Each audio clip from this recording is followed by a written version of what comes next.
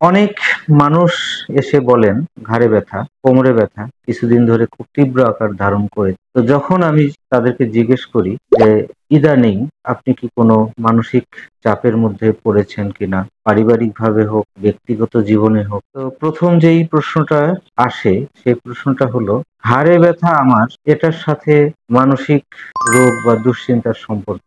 তো অবশ্যই এই সম্পর্ক একটা আছে।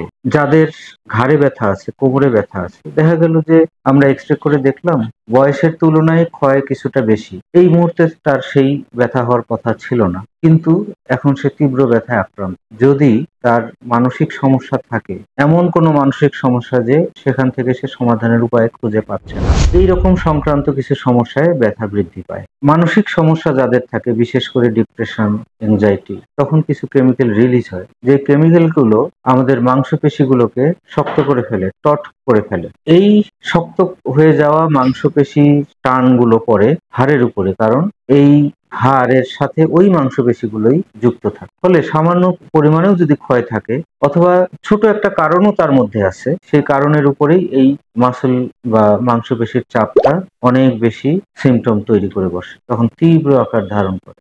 এই এনজাইটি থেকে মুক্ত থাকতে হবে যদি আমরা ঘাড়ে ব্যথা, কোমর ব্যথা থেকে মুক্ত থাকতে চাই।